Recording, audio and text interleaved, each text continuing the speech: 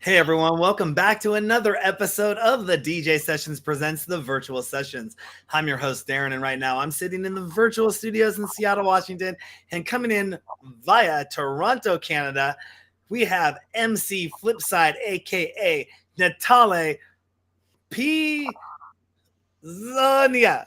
Yes. You see? You see the phonetic way of me explaining it to you when we were in the green room getting ready to vibrate together and you know, share this meeting of the minds via technology. I'm impressed. You told me you have Italian ancestry and at first when you pronounced it, you made me sound like an offshoot of a pizzeria franchise based out of New York. But then you know, don't ever disrespect me like you a delivery boy at the door.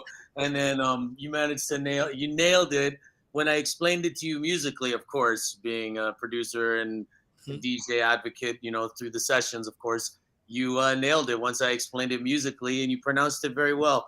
My grandfather, who's in the heavens, would be very proud that you said "Be so nia." And here's the thing: he would say it with his hand like this: "Be so nia." Agabit.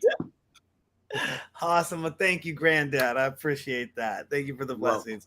So, thank you for coming on the show today. We got a Of course. lot to jump into here, especially let's hit it right head on. You just released a new track, Roots and Culture, with Preston Zane. Tell us all about the inspiration and the making of that track. How did that all come about? Okay, so first of all, I got to give a shout out to Preston Zane. Mike, he's a very talented guy. He's won 3 Niagara Region Awards. So they have the Regional Music Awards for his area in Niagara Falls, Canada, and he's won 3 of them. And he's such a humble guy. He actually came up working with Joel Zimmerman, aka Deadmau5, back in the early rave days.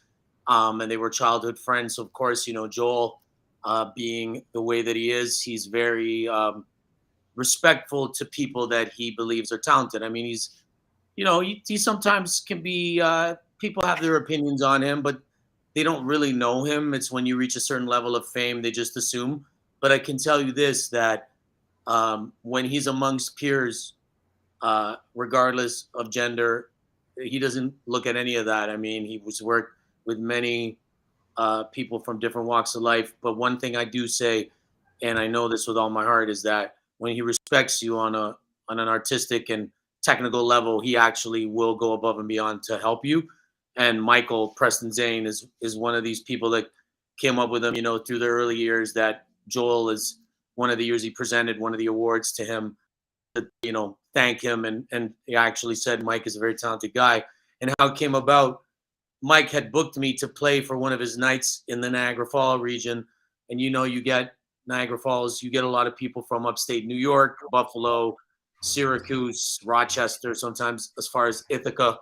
And they'll come and drive up to Southern Ontario because you can get there within 3 hours, sometimes 20 minutes if you're right in the heart of downtown Buffalo. It's very close, kind of like Seattle to Van. It's quick, right? Especially if you're in the outskirts of BC, it's right there.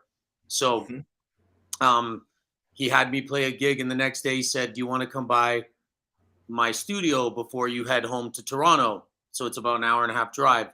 I said, "Sure, why not?" So I went over and he played me 3 beats, and I wrote 3 songs on the spot for each beat: hook, verse idea.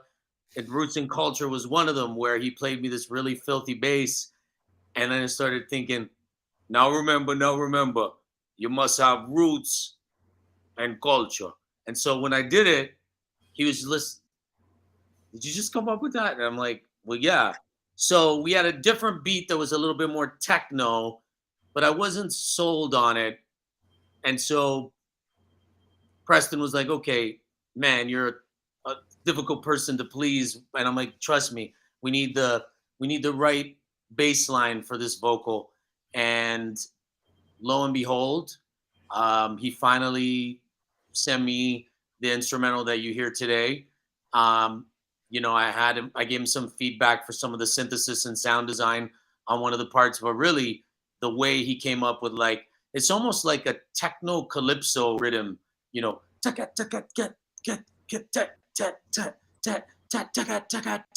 it's like really, really cool.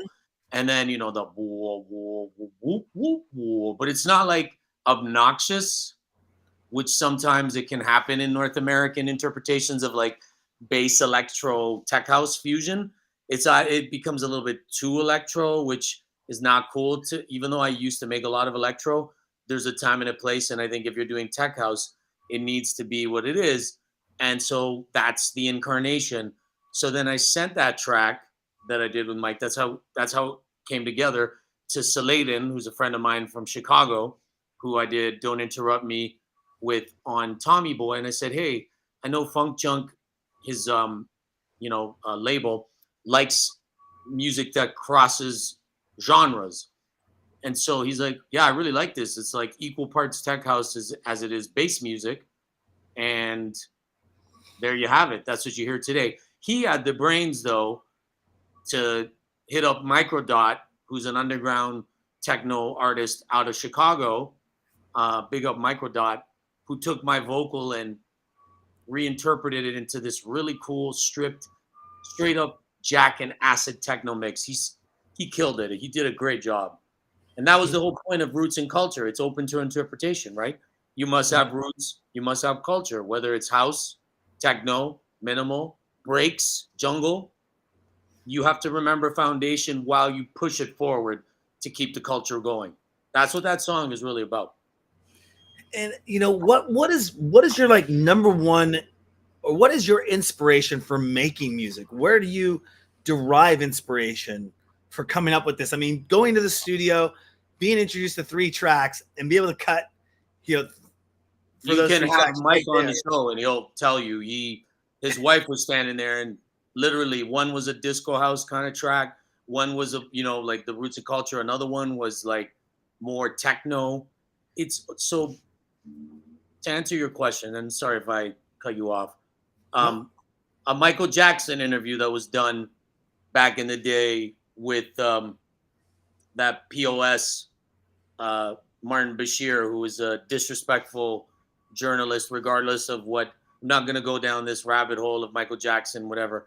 I'm going to look at him for what he represents to me, which is artistic mastery. So that interview, what he said was talking about Billie Jean, how he was sitting on the piano, coming up with an idea of the chorus, of the verse, and Martin, one of the only parts where he had respect for him, but where do you come up with this? And he said, in his soft spoken kind of way of speaking, I get out of the way of what the universe is sending me. And I try to like capture those ideas because I'm a very spiritual person. And some artists, and they have every right to be, agnostic or not spiritual or atheist. They'll be like, oh, it's a moment. And, I just apply the hours. And for me, it's like, well, I apply the feeling that music is making me sense deep down in my spirit, in my soul, in my essence. And what I try to do is quantify the notation of the bass line, the speed of the rhythm, the harmonics of what it sounds like. And then I try to capture my voice in those moments and think, how can I interconnect with these pockets of time where I can try to do what I do to take that instrumental to another place and hopefully make it even more memorable and more catchy and perhaps something that maybe inspires somebody or touches their soul. I'm going to quote your bio here because this one really hit home for me. Never one to follow trends in relationship to MC Flipside. His range of influences may surprise you. Michael Jackson, George Michael, Stevie Wonder, Green Velvet, and Louis Vega. Why? In Flipside's words, none of them can be duplicated, which is a sign of a real artist. Mm-hmm. And I think what you just kind of described to me and our viewers is that you are not trying to be duplicated. You are a real artist. You go with that flow and making what you produce. And which leads me to a question is in a sense, how do you, I think you kind of said, how do you remain on the cutting edge of your sound and be versatile while still doing you. That's something that you definitely wanted to talk about. How do you do that? It's first of all, that's a great question, and it's an important one because to remain on the cutting edge is not um, easy. It requires work, humility, sacrifice. It requires laser sharp focus, and also self confidence.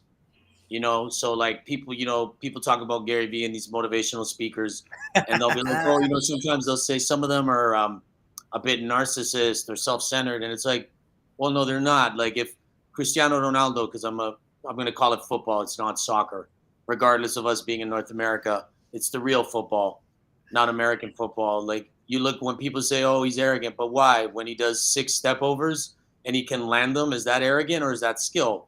Because I'm a fan of Juventus. That's my team. I share that with other great artists such as Rihanna and Loco Dice. And, there's other ones that are also big fans of La Juve, La Vecchia Signora. But I remember seeing him every week playing for Juventus when he was 33. And everyone was like, oh, he's a ball hog. He's this and he's that. All I saw every week was somebody that's trying to make his team be better. You can't just look at a glimpse for 10 seconds on a highlight reel. So, like, to get back to what you were saying, it's that ability to be confident, but also be humble and to understand. Like during the lockdown, I really advanced my songwriting career, and I'm now working with some really cool companies that I don't want to say the name because I'm not actually not supposed to, but let's just say it's one of like the big movie publishing companies where they're known for their catalog. So HBO, Netflix, and within me giving them my first batch, and so the lockdowns in Canada were strict. And while everyone was like literally going at war about who's got the first dose and not, and who's a disciple of conspiracy theorists, and who, is the most righteous Karen with 800, N95 masks on their face, thinking that they're the second coming of Jesus Christo.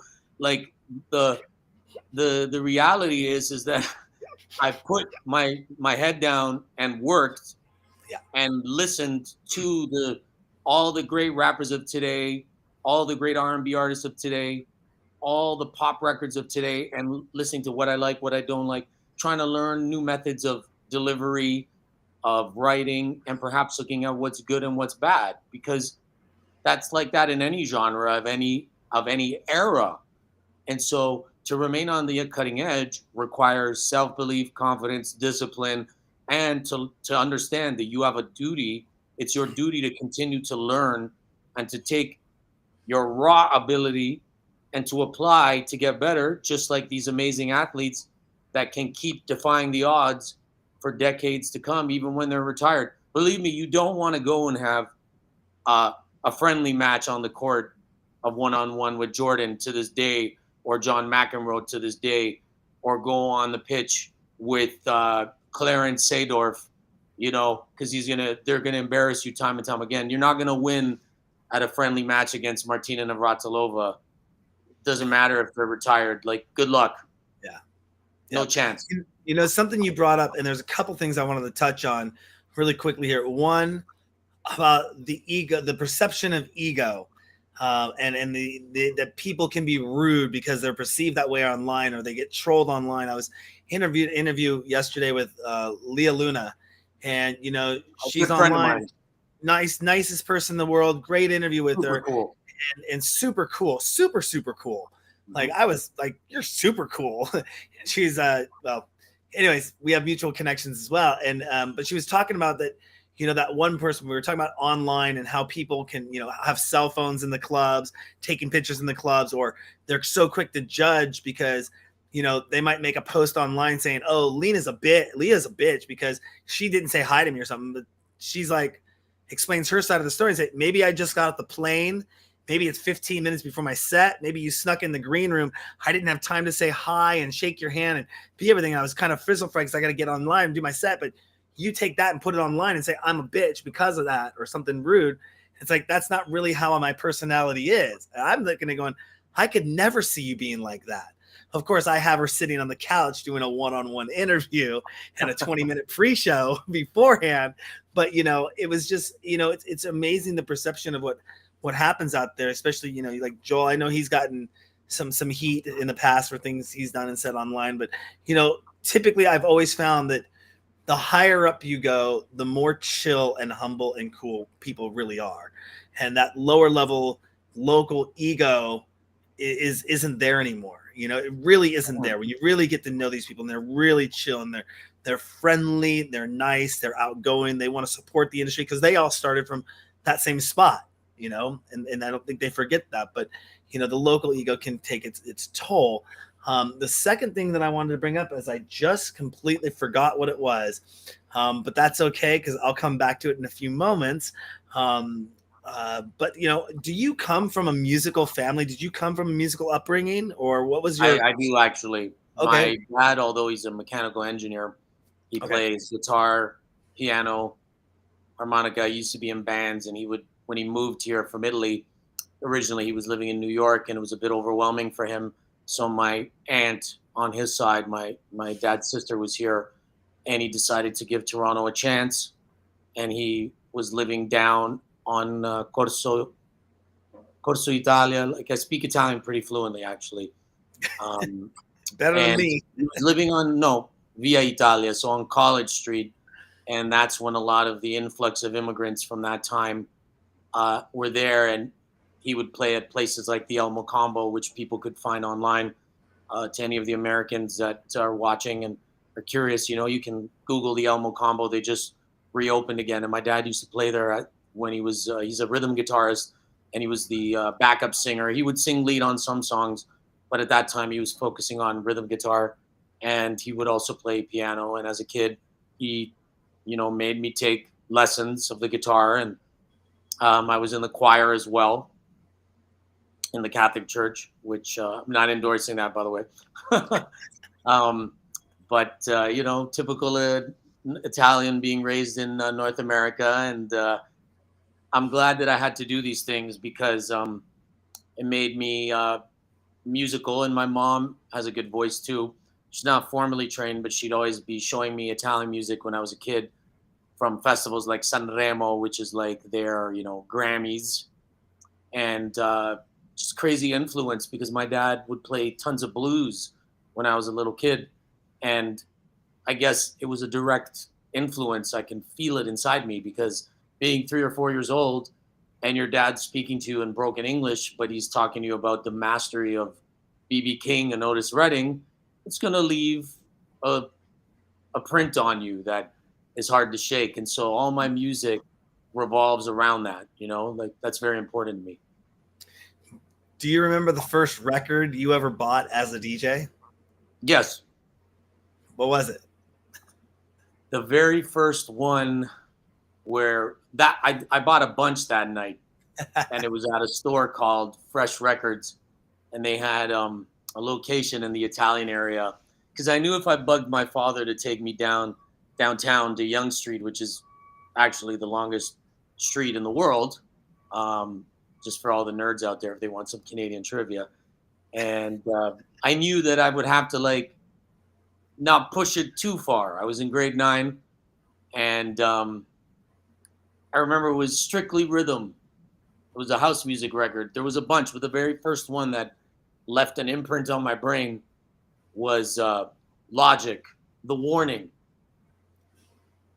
It's on Strictly Rhythm, and it's like very deep house, and the bass line goes boom boom boom boom boom boom boom boom boom boom dum dum dum dum dum dum dum dum dum dum, and then there's like cool chords that go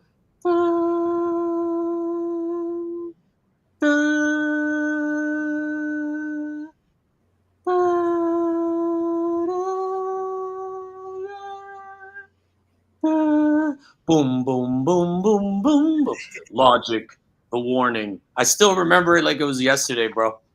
Like crazy. Like what an imprint it left on me. And big up my dad for spending $10 for one record, $9.99 at that time.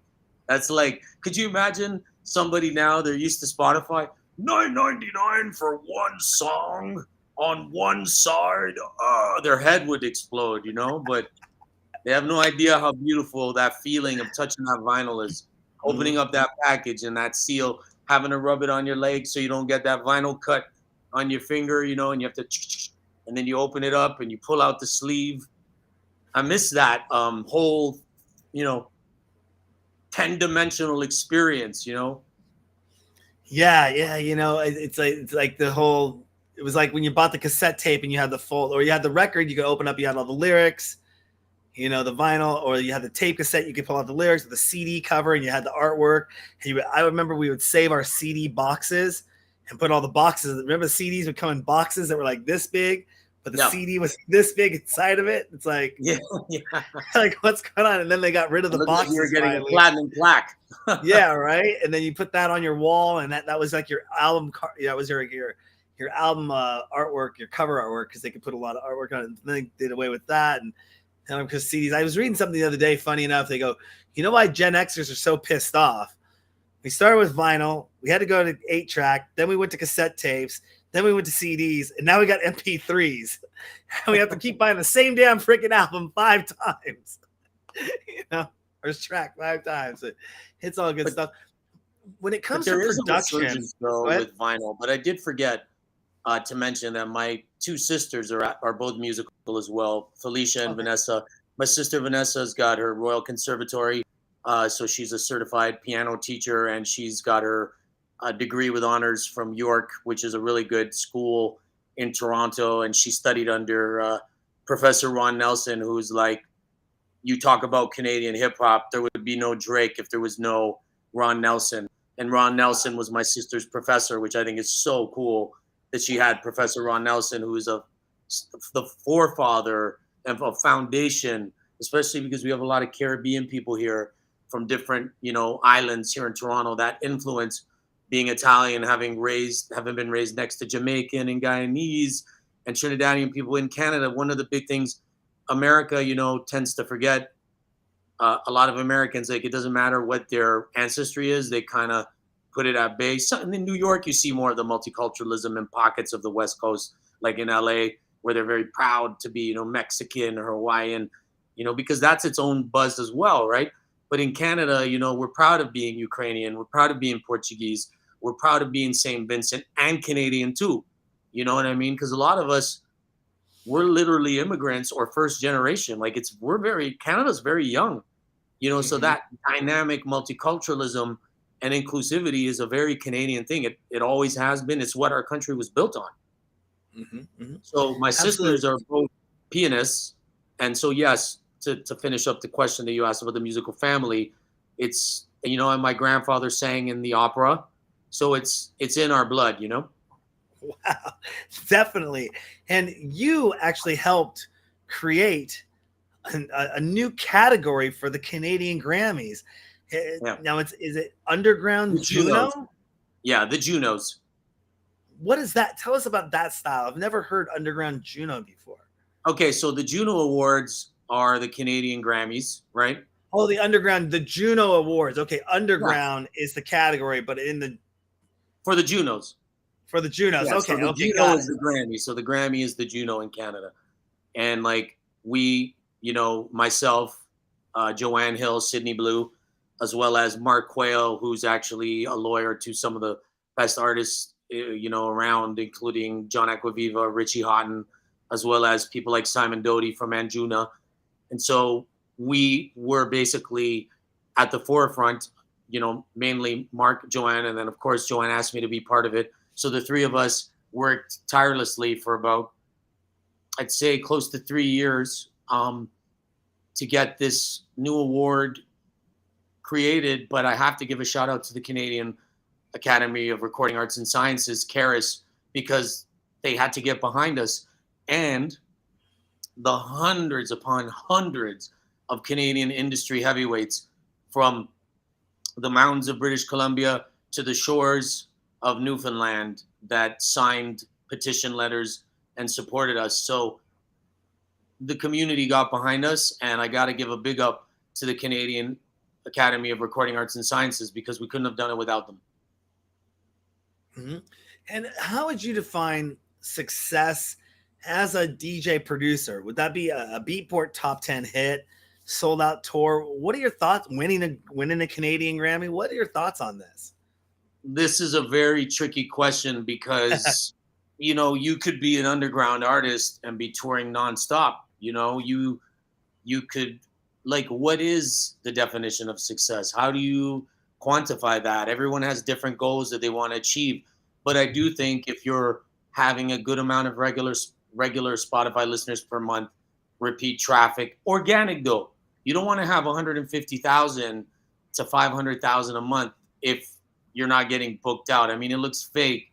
If you're saying that you're going to have X amount of like Instagram followers, but then you're getting like low interactions and like viewership, it doesn't add up. People are a lot wiser now, and the different generations that are getting raised on the social media technology, you're not going to fool them. They're very wise, and they could see through the facade, right? So I think it's what is success? I think it's doing what you love, being able to do it at a respected level.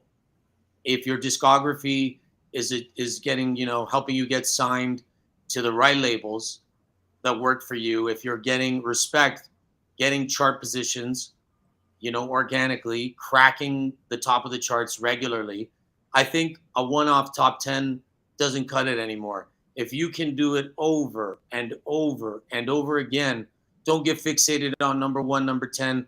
Are you getting the respect from your peers? Are you getting dropped at Music On? Are you getting dropped at Tomorrowland? Are you getting dropped on different, added to different Spotify playlists?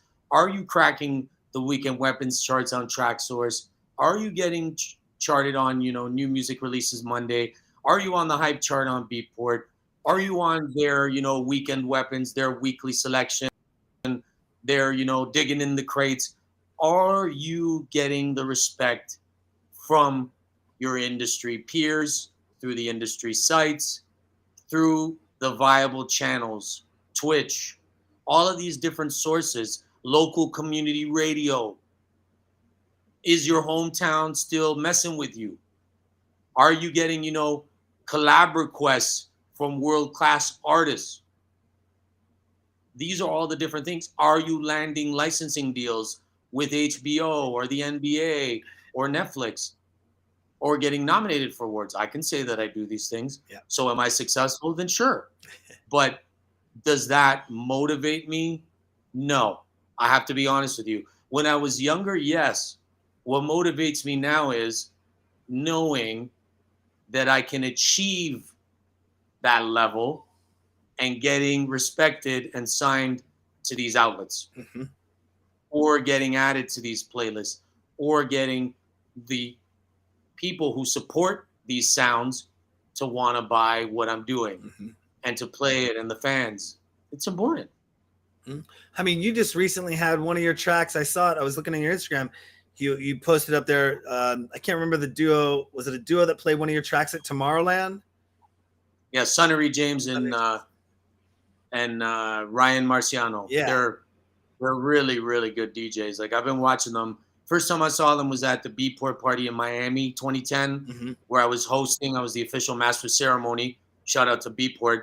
And at the time, my track "In the Zone" had just went to number 1 on the electro chart, from courtesy of the Bart Bmore remix. Hmm. And I also had Carlo Leo, who delivered a slamming techno remix of that track. And then I did the original, which is more like a stripped kind of minimal mix that I did with some piano stabs, which, funny thing is, that's the one that, to me, mine, like, Bart's is still killer, but it's funny because I did the kind of like the minimal piano thing back then, and now you're hearing that a lot now. Mm-hmm. House music's always got a place. If you notice, out of any genre, it's the one that defies time. Yeah. It doesn't matter which, because you remember everyone was on and on, going on and on about Fidget, 2007, 8, 2009, switch, Fidget's untouchable. Who talks about Fidget now? But everyone talks about house. You name a bigger brand that defends now, I'm waiting. Yeah. Crickets. Yeah. You know what I mean? Like, but they also put in the time and the hard work, and they have the passion. It's important. You know, will you actually watch? Or Tool Room, Did you? another example, or Hot Creations, right? Different sides of the house music spectrum, but they're always there. Who has been, other than the names I dropped earlier, that is quoted from your bio? You know, Michael Jackson, Stevie Wonder, you know, George Michael, Green Velvet, Louis Vega. Who has been your biggest influence when it comes to your career, and why? See, there's so many different layers, because there's the songwriter part of my brain, there's the vocalist part of my brain, there's the performer part of my brain. So you nailed some of them for the performer, but the hip hop part of my brain is like respects people like, you know, young Ma or young Ma. I've heard people call her both. But like um you know, then you look at different artists, like there's different things that I like about uh Kendrick. There's different things that I like about Fabulous. There's different things that I like about Cardi B. But then there's the part of my brain that looks at the production, right? Like Murder Beats, or I'm still a big fan of the boom bap. So why do I always put on any track produced by DJ Premier? Like I'm not gonna stop. It's what I like. So there's that part of my brain. Then there's the part of my brain that just wants to freestyle all day long. But then there's the synthesizer part of my brain that loves to turn on my gear and make quirky techno, right? So I'm like my brain is wired different from other people that are like, oh, I'm strictly techno or I'm strictly drum and bass, you know? So my my biggest influences as well. Okay, so for performance, I look at people like Toronto wise, I would have to say I look at Cardinal Official. I love his energy on stage. But then I have to look at American artists that I really respect. You know, you look at the calm nature of Nas, who I just saw in concert with Wu-Tang, and how calm he was, but how smooth he was. Or the raw energy of a Busta Rhymes, or the untouchable creativity of Timbaland and Missy Elliott. Or then I could turn around and like still listen to the album Frank, you know, and then think of how amazing Amy Winehouse is.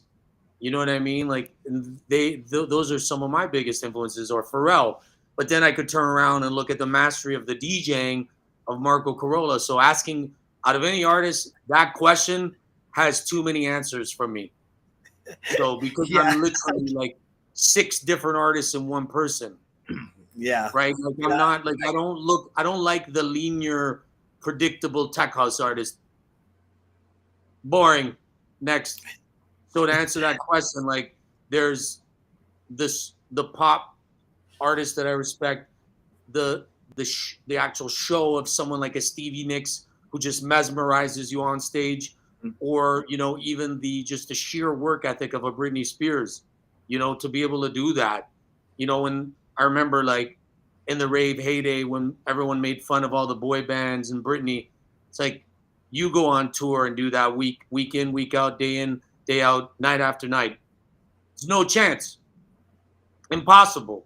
But they create this inflated sense of self, you know. So there's that part of me that respects the more commercial artist or the more underground artist, like a Paco Osuna, right? So it depends, or an Andy C, or a Fabio and Groove Rider, because I'm also a big junglist. So I told you I could be here all day long. I have different parts of my brain, man. Well, we don't have all day long, but you totally, I got it. I think our viewers got it.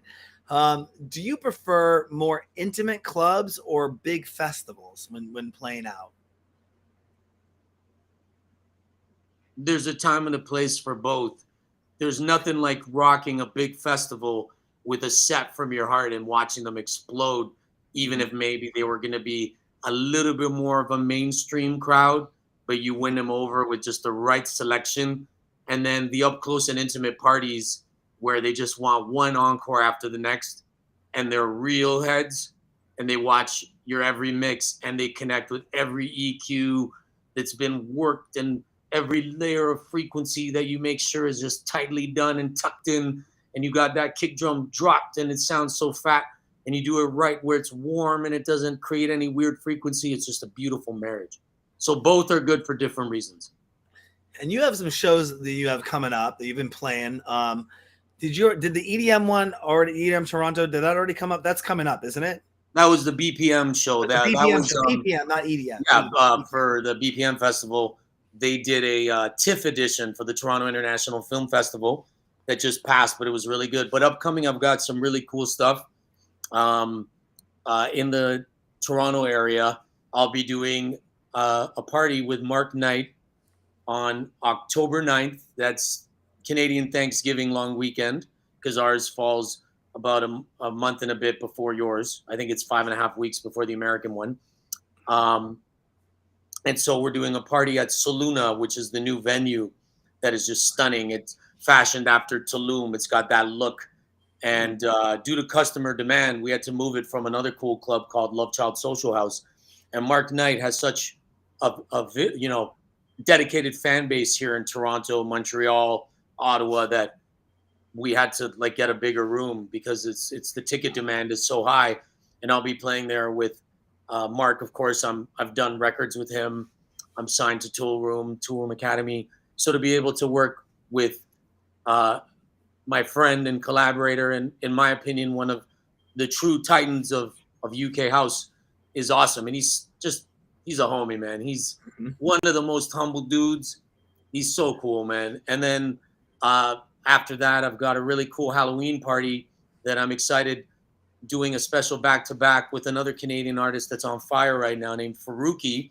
It's going to be our back-to-back. He's on labels like Purveyor Underground, Raw Authentic with myself, and we're doing our first back-to-back with Chicks Love Us, who have a current smash on Hawk Creations. So I'm excited to be working with the industry. That's going to be on Friday. I believe it's October 28th, and that's going to be really cool doing that with them. And then on the 22nd, I'm playing with Alex Peace from Chicago at the Opera House, which is one of the most legendary venues here in Toronto, for the Kamikaze reunion.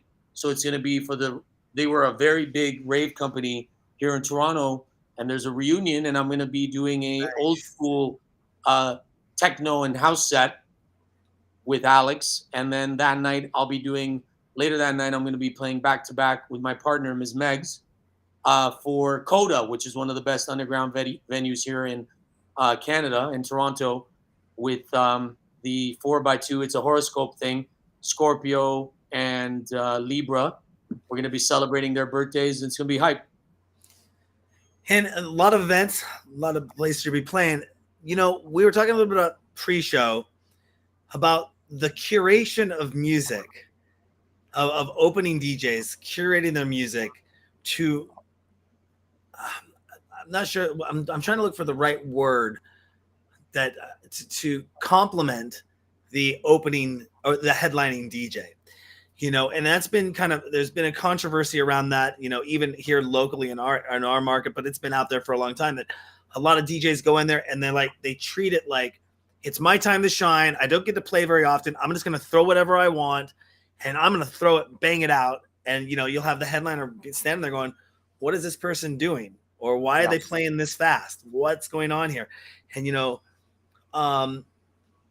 that seems to be still an issue in the industry. And how do you suggest promoters go about making sure that stays true, that they're curating it correctly? Because you can listen to a mix all day long and somebody says, oh, I need 128, I need 132 for the night, and the person goes, I'll send you 132, I'll send you 128, but then they show up on site and they don't play that, or they play out of it, or they, it's there's no training ground other than going out and going to the clubs and understanding that and being on site over and over and over again to learn how to watch a room work. But it seems like that's still a big issue. What is your take on how to go about solving that issue of the curation of the music to collaborate with the headliner artist? That's a good question.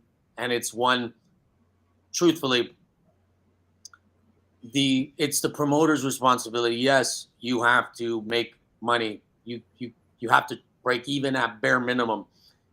I completely respect the risks that are taken to book an artist, to deal with these agencies, to build good relationships in, relationships that are inclusive, that for your lineups, for the community, to make sure that everything is properly done, all your T's crossed and your I's dotted. These things are important to keep the industry going forward, to propel it forward.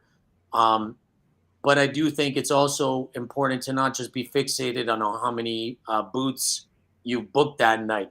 I also think you don't need to have 15 local DJs playing for 5 minutes each to try to get, you know, 600 bodies in the club. Like it's Does that important. actually happen?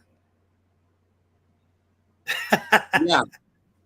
And, some people might if they're from the Ontario region, because I have never played here more than I have in the last few years. I mean, for years I was on the road and would not play here very often. Years as a drum and bass MC, as Mike Perry, the hip hop artist, when I was like touring Germany, but if people don't do their research on me, it's not really of my concern, right? Like the information's there. You just have to look, right, and know your audience.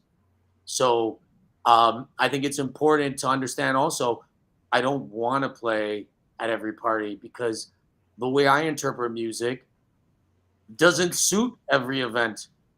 I could be nominated for 10,000 awards and I really don't care who doesn't believe me right now. I'm not going to compliment everything. Like, if you don't understand that, you really aren't self aware. And so promoters got to have that mentality too. Because when you curate that right lineup, that of course your opinion matters of what you're passionate about and who you want to support. Absolutely.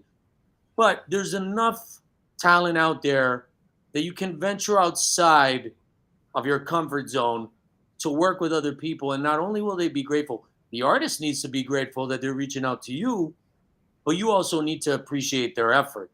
So it goes both ways. And then I think that'll balance it without making things political or controversial or making it negative. It's got to be symbiotic. That synergy has to be from a respectful place, like I just had mentioned, because collaboration leads to proper curation. Absolutely. I mean, Props to Mike.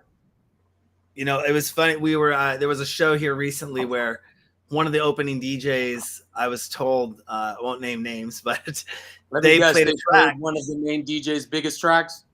They didn't play one of the DJ's main biggest tracks. They just played a track. But when the DJ came on, the DJ ended up opening with the same track. And it wasn't one of their own songs. It was just the DJ, the headlining DJ had shown up, like they do 30 minutes before their set. Was their USB plugged in? What? No, their USB wasn't plugged in. No. Okay, because I thought this came at 9. This came at like 9 o'clock, 10 o'clock in the evening. The headliner didn't even show up till 11:30. Okay. So there was no way that the headliner could have known that this person had played that track, but they both played the same track in the night. Which also means that they were playing way too hard if they ended with a track that the headliner wanted to kick off with. There's a certain shift of energy that's it's your duty to try to, like, even if I'm headlining and there's a closer, I always will turn and be like, how can I set you up? And they're like, no, don't worry. And it's like, no, I can still do me, but set you up. I have enough songs. There's probably over 10,000 songs in this SSD drive. Like, I'm good. And they're like, da-da-da-da. Okay. Are we really at a place after what we've all endured as the human race in the last 2.5 years? Like, I mean, if you cannot be cool after lockdowns, and I need to let this out because I will launch this laptop off this sofa. Like, if we can't be cool and make jokes like I just said, I'm not going to really do that because, first of all, my boy Cliff would probably sidekick me off of his balcony. But, like, my point is, well, he could try, but I would be able to defend myself. But the point is, a little humor is good. If you can't be cool and just be chill after what we've all shared, because we all share this era. It doesn't matter that you're in Seattle and I'm downtown Toronto right now. We are coexisting right now. And if you can't have that vibe about you, you won't be around me because the universe won't let it happen. So like, remember what I said to you about it earlier, like, your energy attracts your tribe. When these motivational people speak this, with all due respect to them, I respect that that's their hustle and they're making a lot of money, but it's just basic. Do the things that make you feel good inside. If certain things go against your moral compass, don't do them. You'll feel better. Happiness is a choice. It's a series of choices, right? So be cool and set up the next DJ. It ain't hard, man. What is okay? This might be. I try to promise that in pre-show I never try to do anything controversial or anything crazy. I'm just going to touch on a little topic here because you kind of brought up a good point. And feel free if you want to pass, that's cool. But what is your take on the DJs that are out there rumoring to be taking up too much time in the booth and not being respectful to the next artist that's supposed to be coming on and saying one more track or two more tracks, or or we're just finishing this last one up and it becomes 10 minutes. Then they say two more tracks and it becomes now it's 18 minutes into the other person's set. What are your thoughts on that behavior and how should that be addressed as a whole? Is this pre-Zen Flipside or 2010 in Colorado Springs when he was a famous turntablist? He was Beck's DJ Swamp. He tried to like get me to get off early because we were both headlining this party, and there were people there that I don't want to name that are like industry people. This wasn't concerning anything that I've researched on you, by the way. This is something that just popped up recently. No. But what I'm going to say is two examples. So I told his manager, "Why don't you tell him?" And I'm 5'9.5", maybe 5'10" with a pair of sneakers on, and so I'm not short, but I'm not like 6+, right? So he's maybe I think 6'4" and a bit. So I just walked right up to him and I stood there with the mic in my hand and I basically was ready to fight. And it's not cool to do that, but I was tired of his manager chirping in my ear when I was trying to mix, and I basically went up to his face and said, if it's going to go here, it's going to go here because I'm not going to stop. I'll stop at my 60-minute mark. And so, true story, and he could deny it all he wants. He chilled and he went and he waited till I was done because I think he saw, because then I had a few friends from Denver that, believe me, he would not have liked if they would have reacted. So like some of my old school jungle friends, but I'll just leave it at that. And I told him, no, it's not going to go gully over here. We're not, shooting a different interpretation, a TikTok video for Onyx Slam. We're not going to do that here. So I think that that was disrespectful though, but it's also disrespectful if I would have played into his time. So if I know that I have to be done at 3 a.m., my last track's going to be played at 2:54, if not 2:52, depending if the DJ needs more time. I will ask them and let them know, do you want to have a hard start? Because sometimes they're the ones that'll say, no. Your vibe's there. Like, I want you to keep playing. Like, I think maybe 15 more minutes. That's different. That happened to me in Portland, Oregon with my buddy Roger Sanchez. You know what I mean? And Roger said to me, Flipside, keep playing because you got him in a beautiful groove. I think 15 more minutes of this pace of where you're playing, then let me go on. And I remember he opened up with that left swag on, and I thought the roof off that theater was going to come off. But that's different because he asked me to keep playing. Yeah. So those are three different scenarios. I hope it explains that. Absolutely. When you're not entertaining others, what do you do to entertain yourself? Peloton, soccer, football, watching it, thinking that I'm a pundit on ESPN FC, writing music nonstop. But see, that's my job, writing lyrics. That is, but I love it. But to relax, meditation. I'm a big movie buff. I love certain directors, so I follow different directors. I'm also I love film noir. I like thrillers. I'm also a fan of live theater, and I love to cook. One of my biggest hobbies is to cook, and I love to go to different restaurants. I'm a foodie. I love watching food documentaries. I love to share meals with my family, friends, and also just having intellectual conversations with different people from different walks of life, and like keeping my mind open and perhaps learning something from them. Mm-hmm. Have you looked at anything of doing anything in virtual reality yet? Looked at the metaverse. Are you interested in where that's going to go with Actually, everything? yes. During the lockdown, I also worked on a really cool track with Higher Self, who used to be known as Calebra, who's on Spinnin', and we did a record called Gratitude. And the lyrics go, good mood, gratitude, stay blessed, manifest. Every day, count your blessings. These are moments worth investing.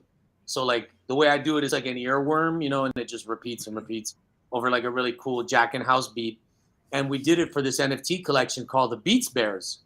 So my sister Felicia Pizzonia created this, and like she's got like celebrity DJs like from Italy, Gianluca Vacchi, who's going to be playing at the Loveland Festival, which is going to take place in the metaverse to celebrate her NFT collection. So there's going to be an NFT, like a virtual metaverse version of Flipside, and I'll be DJing and emceeing. It's going to be pretty cool, man. Nice, So nice. yes, Yeah, I'm checking it out.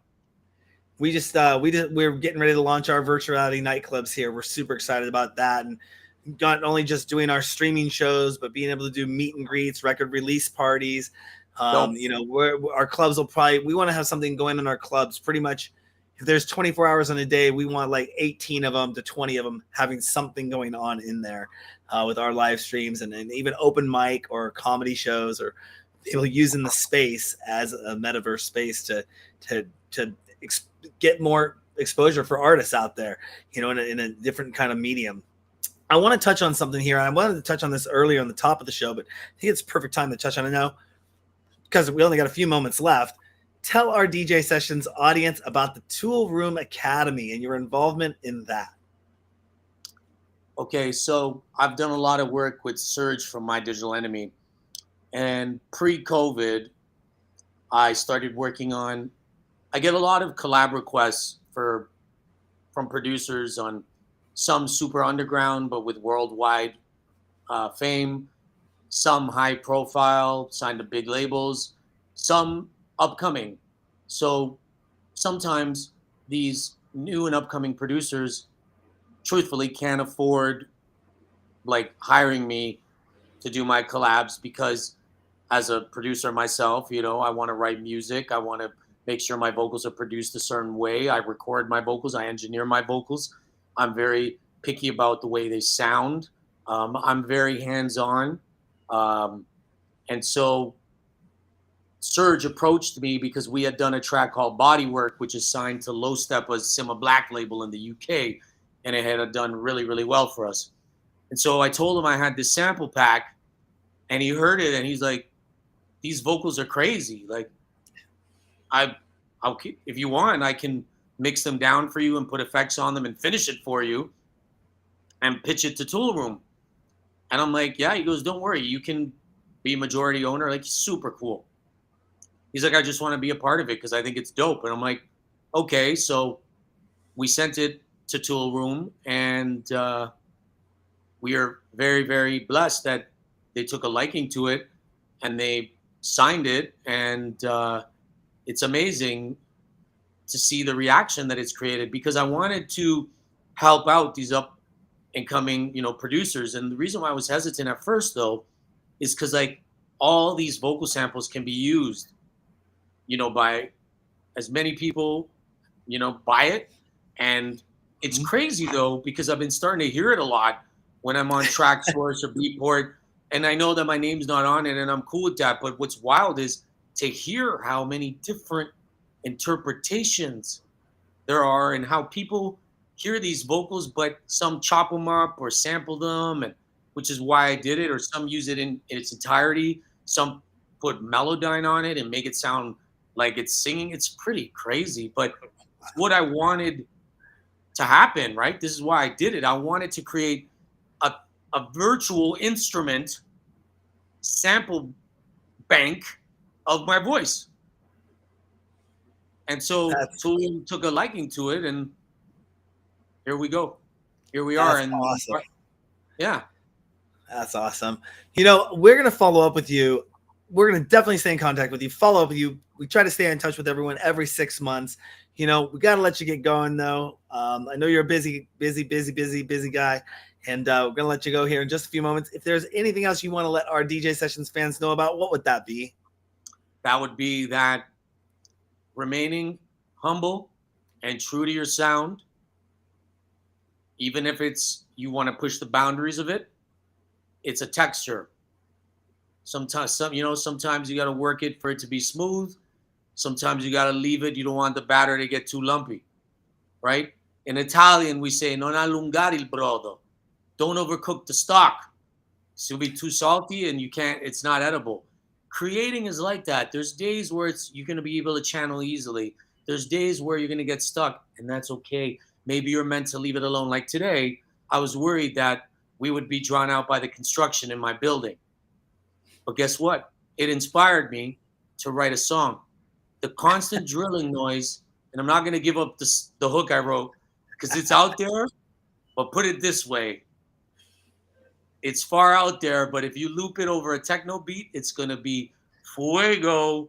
So like sometimes you got to be able to, life will give you lemons. You got to make lemonade out of it, right? And that's the truth. But that would be my parting words is that it's literally a roller coaster ride. You're going to feel every emotion. Some days it's going to suck. Don't get fixated on what you see on social media. Don't get fixated on the trends. Look at if you're getting genuine feedback and respect from your peers, from the heart, because it will strengthen you, it will galvanize you, it will toughen you up, and it will help you get ready and help strengthen you to be prepared for this difficult and unpredictable and turbulent terrain that is the music industry. But if you can do that, you will be successful. But you have to hold yourself to that standard and to that level of accountability with a relentless work ethic. And before I go, opening those doors and being there for your people and always staying humble but confident in what you can do leads to opportunities like my publisher, Gino Oliveri, from Pure Music Publishing, based in Montreal. They have offices in all over America. I got an opportunity because I am signed to freaking 909, Marshall Jefferson's label, and I'm proud to say that I just finished a remix for the house music icon Marshall Jefferson, the official Flipside remix. I cannot wait for people to hear the type of beats that I'm making right now, man. Nice. Because they know that I can spit, but when they hear the type of tracky warehouse beats that I'm all about now, that I'm going to unleash nonstop in 2023, I cannot wait.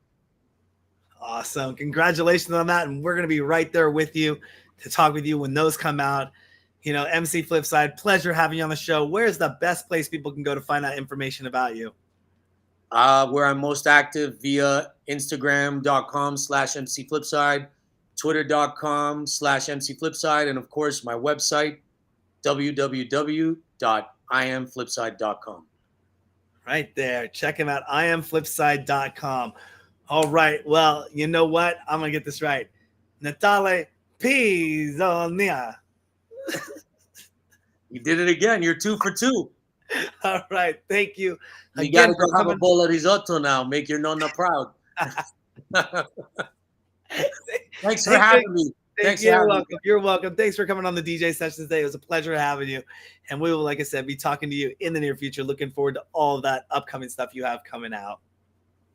Peace. On that note, don't forget to go to our website, thedjsessions.com. Find us on Twitch, Twitter, Instagram, TikTok, Meta. We're out there at thedjsessions.com. We have news stories, live interviews, exclusive guest mixes, our own shows. You can find us on Roku, Amazon Fire, Google Play, soon to be Apple TV. Download our mobile app. That's right. We got a mobile app in Apple Store and Google Play. And check us out in virtual reality in alt space. You can find all that information out, though, at our website, thedjsessions.com. That's MC Flipside coming to you from Toronto, Canada. I'm your host, Darren, coming from the virtual studios in Seattle, Washington for the virtual sessions. And remember, on the DJ Sessions, the music never stops.